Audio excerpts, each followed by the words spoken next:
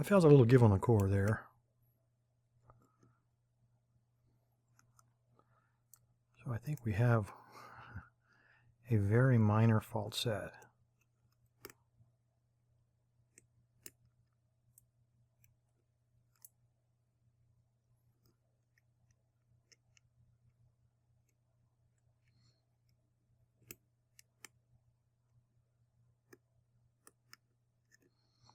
Felt another click, a little bit deeper fault set, but very minor.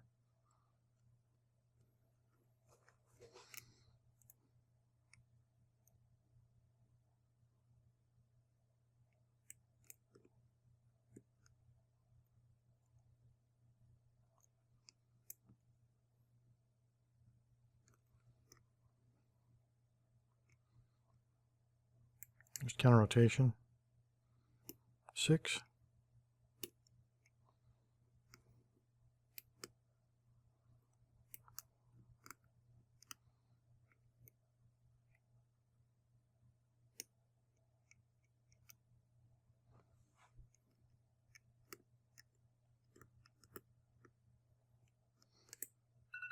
Oh.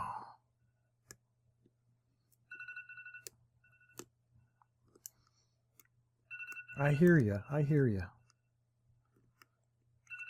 Yeah, but I'm so close. No, I'm not. All right. Whipped, guys. That's 2 in a row. My goodness. What a week. Feels like Monday all week long. All right. This is a challenge lock from Albert Lebel. Albert sent this thing in. Let me go ahead and unclamp it. And I think this is probably a good example of a lock that it's got not bad tolerances. All the pins seem to fit in there very tightly, and there's probably a lot of serrations in here. Very tight pins. Albert calls this the Savage. I do have a key. We're going to need it because I was not able to get in this thing. I can see, if you look in the front of it, I don't know if all the pins are like that one, probably, but you can see an awful lot of serrations on that guy. So you kind of know what we're dealing with, at least on pin 1. I got no idea what's in the rest of them, but probably same stuff. Stop flapping your lips, Bill.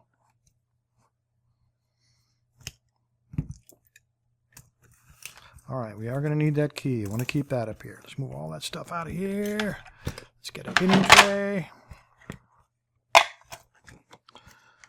Whipped again. Really, that's 2 in a row, man. I think I'm getting bad.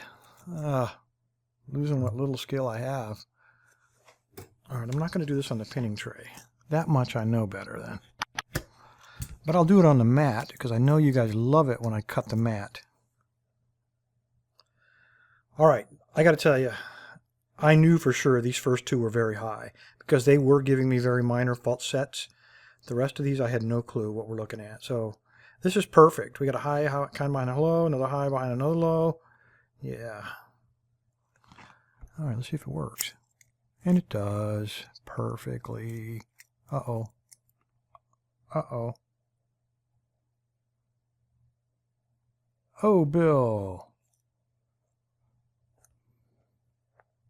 I didn't even notice this when I looked at the lock. Let's hope I didn't screw that up too bad, because I just had a pin fall out. Well, the 3 that can fall out are definitely there, so I think we're okay. Yeah. All right. That'd be a real shame. Screw up like that at the last minute. All right, pinning tray.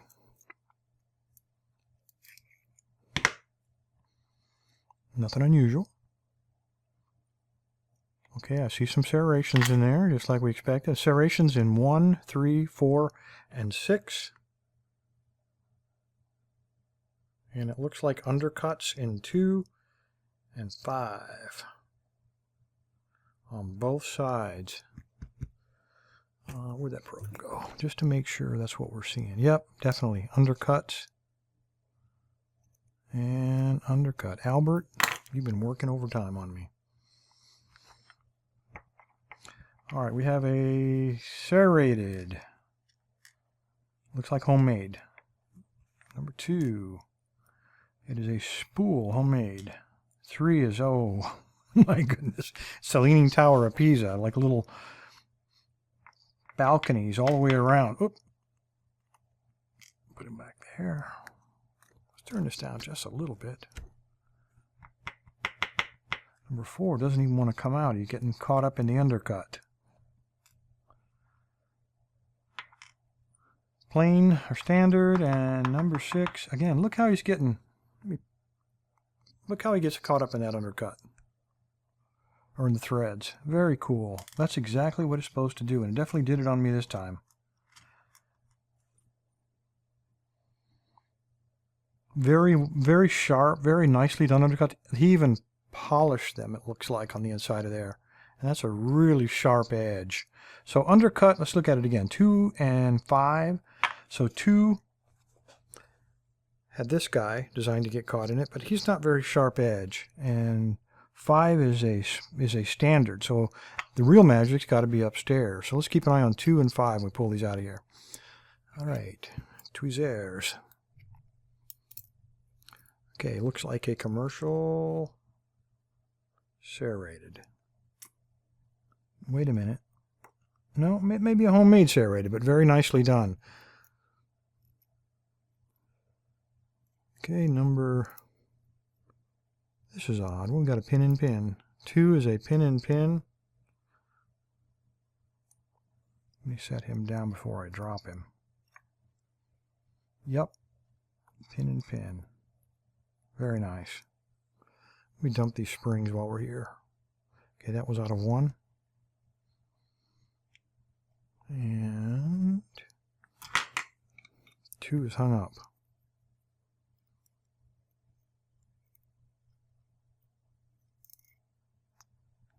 Same kind of spring. All right, number 3. Serrated, homemade.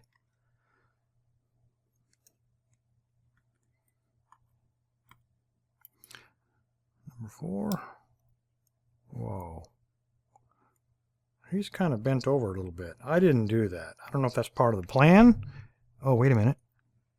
That was part of the plan because, unbeknownst to me, he was a pin and pin.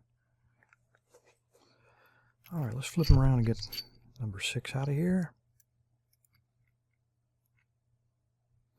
Beautiful serrated. Look how sharp these edges are on this thing. Very nice, Albert. Nicely done. You know, these springs are all the same, and maybe because of the angle, but I felt like there were some stronger springs back here somewhere. Here's a very nicely done homemade spool. He's in 5, and again, he's designed to get caught up in that undercut. And let's get him out, and then we can take a look. There are some threads in here.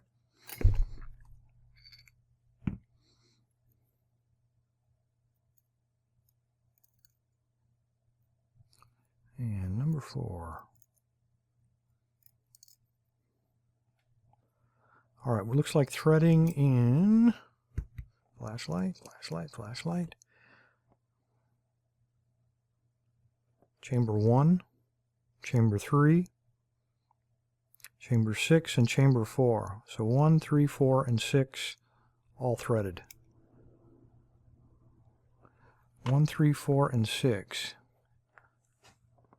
1, 3, 4. Okay, so the same ones in the Bible are threaded as they are in the core, and the only 2 undercuts are 2 and 5. All right, let's take a look again at these pins, particularly at 2 and 5. Okay, everything's threaded, so that explains all the serrated stuff. So look at that. This was nice and sharp to get caught up in the undercut. And the serrations would also give you some feedback going down that sharp edge. And number 5, same kind of thing, very sharp edge on this homemade spool. All designed for that undercut. I was getting very minor fault sets. This guy here was threaded, though. Yeah, he was threaded both upper and lower. So sharp edge there, and then you can leave him hanging behind. It's going to leave this little guy if he gets seized up. If he had been the last one, I would have gotten a very deep fault set. Never got that far. Albert, super job. This is a perfect example of when you use some security pins, well designed, just a few little inexpensive mods to a core with with okay or even good tolerances. You get some pretty good security. Anyway, guys, appreciate your time. Stay safe, stay legal. Albert. It's coming to you, buddy. It's going to be a blue one. The donated locks from Pack Lock. Appreciate it, guys. Stay safe, stay legal.